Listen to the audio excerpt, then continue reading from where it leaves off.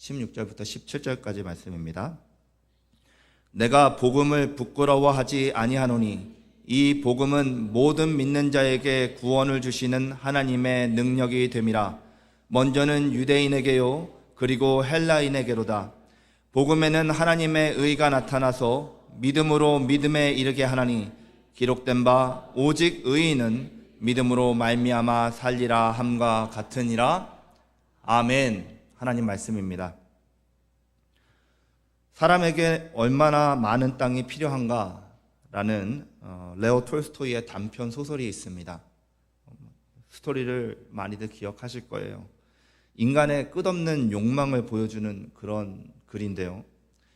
파홈이라는 농부는 자신이 농부로 평생을 살았고, 농부들은 땅을 벗삼아 살기 때문에 어리석은 유혹에 빠질 틈이 없다, 이렇게 얘기를 하고 다닙니다. 근데 이런 말을 악마가 숨어서 듣고 있다가 그래 한번 어디 붙어보자는 말이냐 하고서는 유혹을 하기로 작정을 합니다. 그래서 악마는 땅을 사용해서, 그가 말한 땅을 사용해서 파홈을 유혹하기 시작하는데요. 일단은 조금씩 파홈에게 땅을 주기 시작합니다. 땅을 늘려줘요. 마을 지주가 땅을 싸게 팔아가지고 조그마한 땅을 사서 농사를 하는데 이웃들의 가축이 자꾸만 그 땅에 들어와가지고 농작물을 짓밟고 먹어버립니다. 처음에는 좋은 마음으로 잘 풀어보려고 이웃 농부에게 찾아가서 가축 관리를 좀 해달라 이렇게 나이스하게 얘기를 해요. 그런데 계속 넘어옵니다. 가축이. 화가 나가지고 이웃을 고소합니다. 그래서 이웃 농부가 파홈에게 양심을 품고 복수를 해요. 그래서 새로운 땅을 찾아서 떠납니다.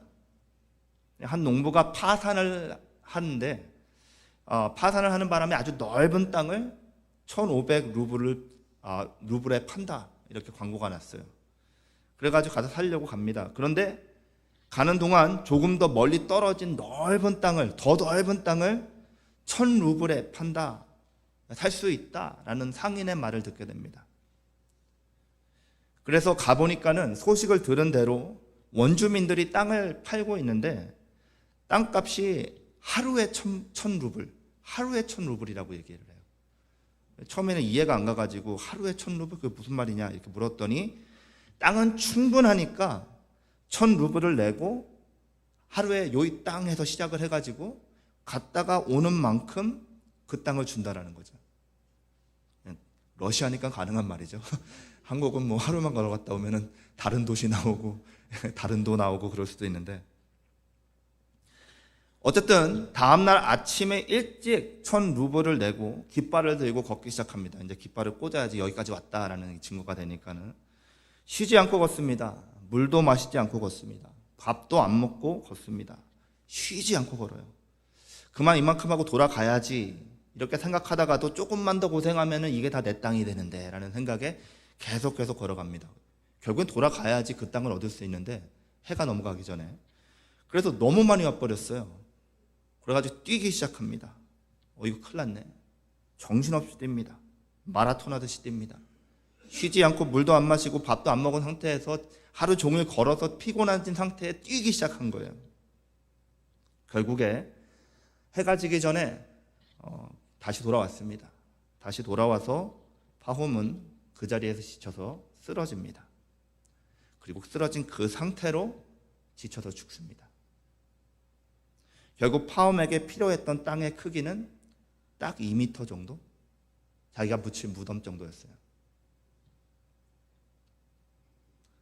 아주 어렸을 적에 읽었던 내용이지만 이게 세월이 가면 갈수록 조금 더 깊이 다가오는 그런 내용인 것 같아요. 여러분, 우리들은 무엇을 위해서 바쁘게 달리고 있는지 생각해 볼 수 있기를 바랍니다. 때로는 성공, 명예, 인정을 받기 위한 어떤 세속적인 기준의 엉뚱한 방향으로 뛰어가다가 우리의 영혼이 정말로 이렇게 메말라 버리는 그런 경험을 하게도 됩니다. 우리에게 정말로 필요한 것은 더 크고 더 많은 것이 아니라 복음이라는 것을 다시 한번 깨달을 수 있는 이 아침 시간이 될 수 있기를 바랍니다. 여러분, 복음의 능력은요, 살아있는 능력입니다. 아멘. 복음의 능력은 살아있는 능력입니다. 복음은 단지 우리가 예수님을 처음 믿을 때 그냥 한 번 듣고 끝나버리는 소식이 아니에요. 복음은 과거에만 효력이 있었던 어떤 옛날 이야기가 아닙니다. 복음은요, 지금도 여전히 살아서 역사하는 줄 믿으시기 바랍니다. 복음은 살아계신 하나님의 말씀이고 그 말씀 안에는 죄인을 용서하고 살리는 능력, 상한 자를 위로하고 무너진 신앙을 다시 일으키는 생명력이 있고 하나님의 나라로 인도하는 길이며 하나님의 나라에 들어갈 수 있는 열쇠입니다. 하나님의 나라를 어디에서나 경험할 수 있는 유일한 키, 복음의 능력이라는 거예요. 복음은 살아있습니다, 여러분. 복음은 오늘 이 예배 자리에 저와 여러분, 그리고 지금도 능력으로 우리 안에서 역사하고 있는 줄로 믿습니다. 그렇기 때문에 우리가 복음을 붙드는 것은 그저 과거의 은혜를 떠올리는 것이 아니라 지금을, 오늘을 하나님 나라에서 살기 위한 영적인 호흡인 것이에요. 그리고 살아있는 복음이 가장 먼저 하는 일이 있습니다. 죽은 영혼을 살리는 일입니다. 오늘 본문 말씀 로마서 1장 16절 말씀에서 복음은 모든 믿는 자에게 구원을 주시는 하나님의 능력이라고 선포해요. 사도 바울이 복음에 부끄러우지 않는다라는 고백한 이유는 단순하지 않습니다, 여러분. 바울은요, 단 한 번도 복음이 그냥 단지 지적 유희나 아니면 종교적인 정보 아니고 그런 거 아니고 윤리적인 교훈 이런 것으로 보지도 않았어요. 바울에게 있어서 복음은 죽은 영혼을 살리는 하나님의 능력이었고 그렇게 복음을 체험했습니다. 복음은 다메섹 도상에서 무너진 바울에게 빛처럼 임했고요. 그를 핍박자요 박해자에서 사도로 변화시켰습니다. 그리고 바울이 가는 곳마다 복음을 선포했을 때 죽은 영혼들이 살아나는 부흥의 역사를 하나님께서 이루어 주셨어요. 여러분, 우리도 성도라면은요, 삶에서 똑같은 경험들을 했을 것입니다. 죄로 죽었던 우리들이 복음으로 살아났습니다. 하나님께서 복음으로 살려주셨어요. 의미 없이 살아가던 삶이 정확한 목적을 갖게 됐습니다.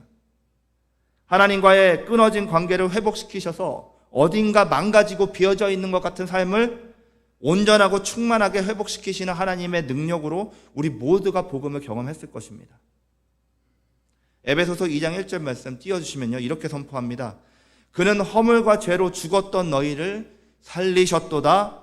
아멘. 여러분, 이 말씀은요, 복음 이전에 우리의 모두의 삶을 말해주는 것과 동시에 지금도 우리 안에서 죽어가는 모든 부분들, 죽어있는 모든 부분들, 우리의 무뎌진 양심, 반복되는 죄, 식어버린 하나님을 향한 사랑, 체면, 이런 것 때문에 무너졌던 모든 부분들, 복음이 다시 살리신다라고 선포하고 있는 것이에요.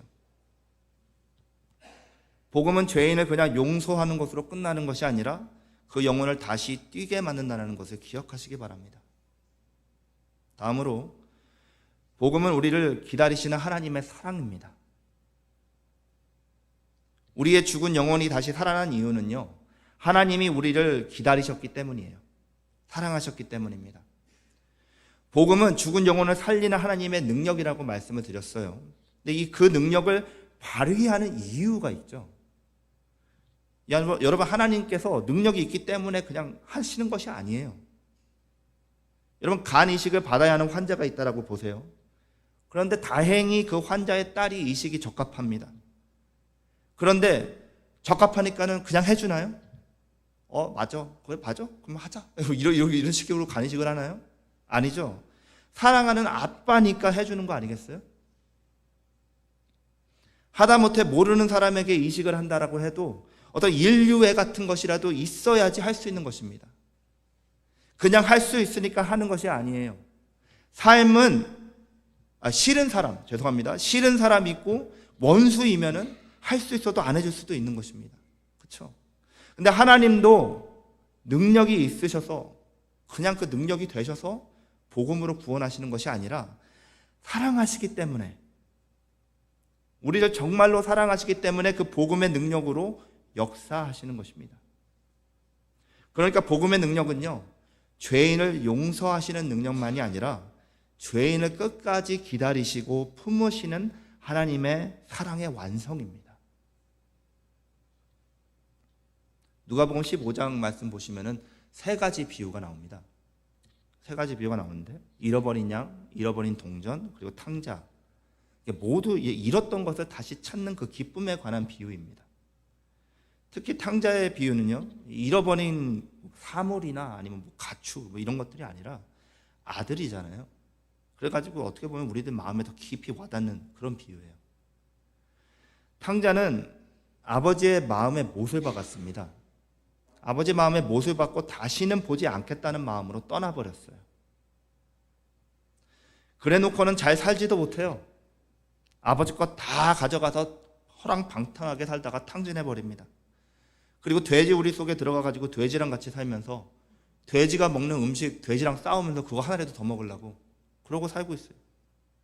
그러다가 생각합니다. 뭐라고 생각하죠? 염치 없지만 아버지에게로 돌아가자. 아들로 돌아가겠다는 말은 염치 없어서 꺼내지도 못하고, 19절에 뭐라 그러죠? 19절 말씀 띄워주시면은, 지금부터는 아버지의 아들이라 일컬음을 감당하기 못하겠나이다. 나를 품꾼의 하나로 보소서. 이렇게 말합니다. 탕자는 자기가 돌아갈 자격이 없는 것을 알았어요. 하지만 더 이상 갈 데가 없었어요. 그래서 죄책감과 수치심 이런 것에 빠져서 돌아갑니다. 그런데 다음에 아버지가 한 행동이 충격적이죠. 우리는 좀 너무 많이 들어가지고 아무런 감흥이 없이 그냥 읽어 내려가고 듣습니다. 하지만 당시의 유대인들의 문화적인 상식으로는 말도 안 되는 행동을 아버지가 하는 거예요. 율법적으로 하면은 이 아들은요, 밖으로 끌어내가지고 돌로 쳐 죽여야 합니다. 그게 율법입니다. 그런데 예수님은 20절에서 이렇게 말씀하십니다. 20절 말씀 띄워주시겠어요? 다 같이 읽겠습니다. 이에 일어나서 아버지께로 돌아가니라. 아직도 거리가 먼데 아버지가 그를 보고 측은히 여겨 달려가 목을 안고 입을 맞추니. 아멘. 여러분, 이 장면에서 우리 아버지 하나님이 어떤 분이신지를 예수님께서 명확하게 보여주세요. 아직도 거리가 먼데 아버지가 보고 달려가 목을 안고 입을 맞추셨다. 여기서 우리는 복음의 진수를 보게 됩니다. 복음은 죄인이 하나님께 가까이 갈 때 시작되는 것이 아니에요. 복음은 하나님이 죄인을 향해서 달려오시는 사랑입니다. 로마서 5장 8절 말씀 다 같이 읽어보겠습니다. 우리가 아직 죄인 되었을 때에 그리스도께서 우리를 위하여 죽으심으로 하나님께서 우리에 대한 자기의 사랑을 확증하셨느니라. 아멘. 여러분, 우리는 죄 가운데 있었고 영적으로 죽어 있었지만 하나님은 우리가 돌이켜 오기 전부터 우리를 사랑하셨고 우리를 문 밖에서 기다리셨어요. 그 사랑이 바로 복음의 능력이 역사하도록 만드는 심장입니다. 어느 소설에 나오는 이야기인데요. 집을 떠나서 방탕한 삶을 살던 어떤 딸이 있었습니다. 세상에서 그렇게 살아가다가 상처 입고 어려움 당하고 고통 많이 경험하고 난 후에 모든 것을 다 잃게 됩니다. 마지막으로 고향집을 향해서 기차를 타려는데 너무 무서워요. 속을 썩이는 딸이었기 때문에 어머니는 딸이 도망가고 나서부터 벌써 마음 상해서 끙끙 앓시다가 돌아가시고, 고향집에는 혼자 살고 있는 아버지만 계셨어요. 자신을 용서해 주실지 아버지까지 자신을 거부할지, 아버지까지 나를 거부하시면 어떡하지? 너무 비참해질 텐데, 너무 두렵잖아요. 소망도 없고 갈 곳도 없어요. 그래서 기차로 도착하기 전에 편지를 먼저 보냅니다. 전보를 보내요. 아빠, 제가 정말 잘못했어요. 용서받을 자격 없다는 거 알아요. 그래도 만약에 저를 받아주시려거든 기차가 마을에 돌아올 때 우리 집 그 뒷마당에 있는 사과나무에 흰 손수건을 묶어주세요. 그러면 그 손수건을 보고 없으면은 그냥 기차 타고 계속 가고 있으면은 아버지께서 받아주시는 줄 알고 집으로 돌아갈게요. 그렇게 편지를 보내놓고 나서 자신도 기차를 탔고 이제는 마을에 가까이 왔는데 차마 나무가 있는 곳을 바라보지 못했습니다.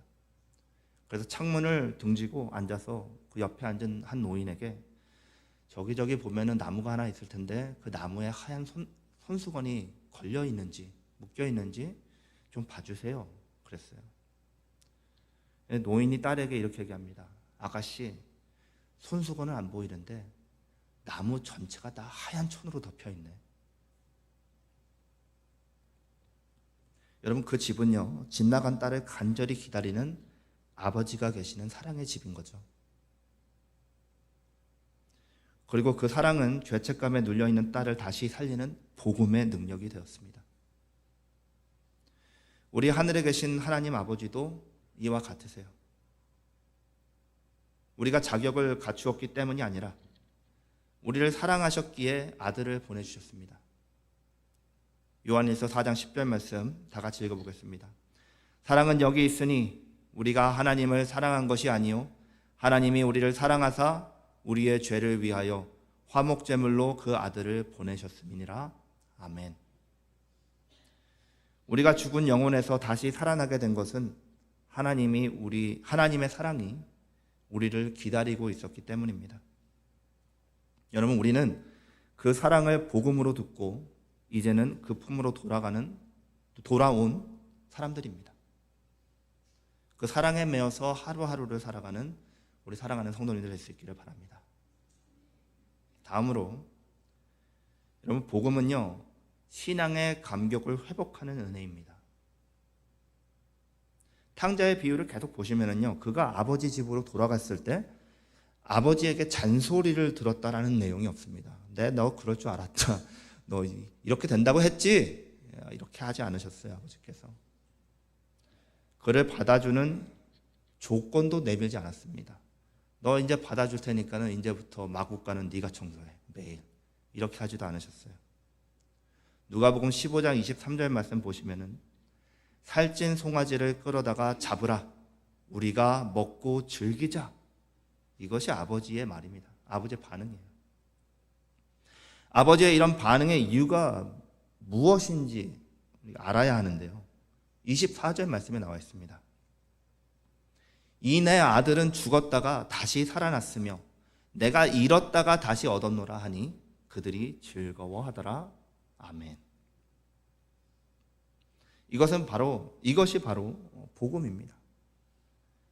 죄인이 돌아왔을 때 하나님은 기쁨으로 품으시며 회복시키시는 분이십니다. 그 기쁨 속에서 우리는 신앙의 감격과 생명력을 다시 누리게 되는 거예요. 생각보다 많은 성도님들이 대화를 나누다 보면 이런 말을 해요. 이전엔 그러지 않았는데 이제는 예배에 감격이 없고 기도는 형식처럼 느껴지고 복음을 다 알지만은 들어도 마음이 뜨겁지 않고 그냥 마음이 식었다, 이렇게 표현합니다. 그러나 다시 말씀드리지만은요, 복음은 회심의 순간에만 작동하는 메시지가 아닙니다. 복음은 지금도 우리의 메마른 심령에 생기를 불어넣는 하나님의 생기인 것을 믿으시기 바랍니다. 죽었던 우리의 심령, 한때는 뜨거웠지만은 다시 식어버린 우리의 마음이 다시 살아나고 다시 불타오르는 역사를 만드는 것도 복음의 능력으로 가능하다는 것을 믿으시기 바랍니다. 시편 51편 12절 말씀에 이렇게 기록합니다. 주의 구원의 즐거움을 내게 회복시켜 주시고 자원하는 심령을 주사 나를 붙드소서. 아멘. 여러분, 다윗도 죄 가운데 무너진 후에 복음을 다시 경험했고 그 복음을 통해서 자신의 죄를 깊이 통회합니다. 그리고 구원의 즐거움을 다시 회복시켜달라고 기도한 후에 회복받습니다. 여러분, 복음은요 죽은 영혼을 살리는 능력에 있는 것뿐만이 아니라 이처럼 무너진 신앙이 다시 일으켜 세워지는 그 회복의 은혜인 것도 믿으시기 바라요. 어느 중년에 화가가 있었습니다. 젊은 시절에는 빈센트 고흐의 그 해바라기 그림을 너무나도 좋아했었어요. 인생이 힘들고 고난스러운 순간들을 많이 경험하면서 점점 마음이 무뎌졌습니다. 그래서 더 이상 해바라기를 봐도 감동이 없고 그냥 그렇게 된 자신을 발견하게 돼요. 그런데 어느 날 오래된 미술관에 다시 찾아가서 그 해바라기 그림 앞에 다시 자신을 세웁니다. 처음에는 아무리 봐도 옛날에 그 감흥이 없어요. 하지만 조용히 한참 바라보다가 눈물을 흘리기 시작했습니다.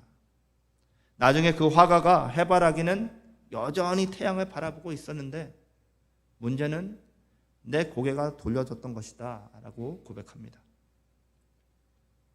여러분, 그 화가는요, 그날 마음 깊은 곳에서 다시 예술에 대한 감동을 회복한 거예요.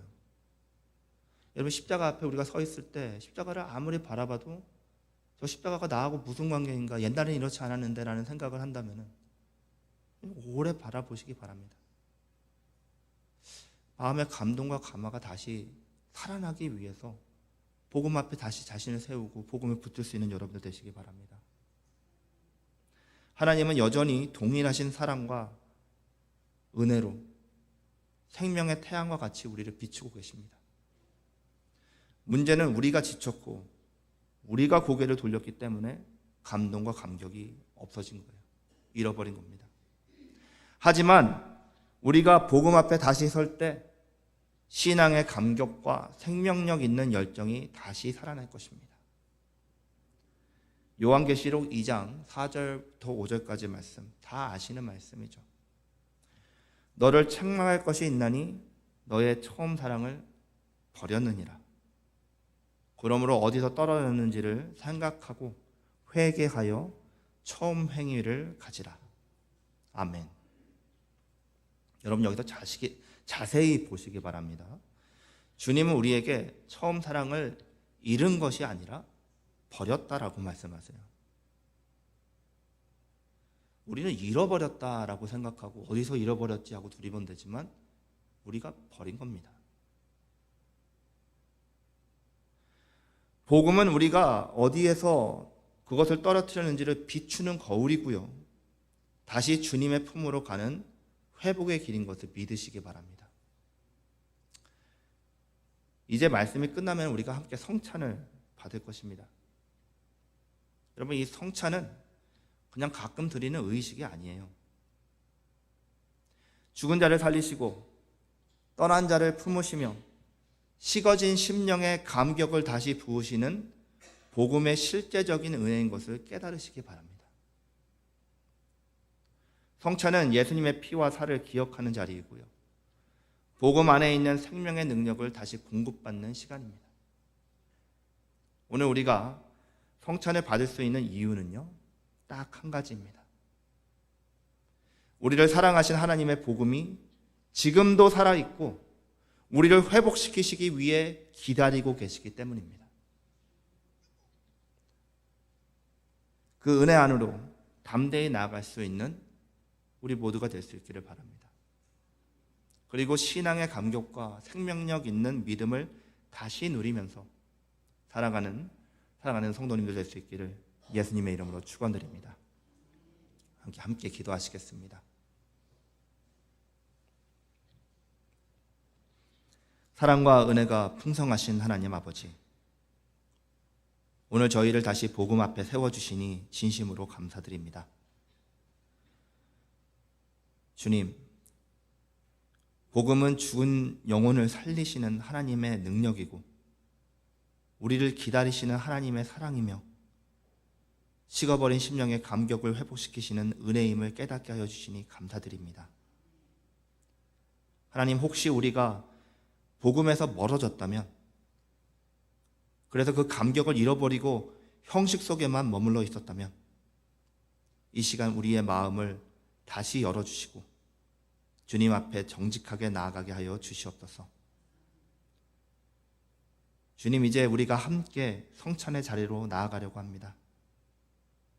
예수 그리스도의 살과 피를 기억하면서 그 은혜로 우리의 죄를 용서하시고 다시 한번 새롭게 하시고자 하시는 그 놀라운 사랑을 깊이 경험하는 성찬식이 되게 하여 주시옵소서. 성령님, 이 성찬이 그저 형식이 되지 않게 하시고 회개하는 심령 위에 진정한 용서와 회복의 은혜가 흘러넘치게 하여 주시기를 간절히 기도드립니다. 우리와 함께 하시는 주님께 감사드리며 예수님의 이름으로 기도드렸습니다. 아멘. 우리 장로님들 나와주셔서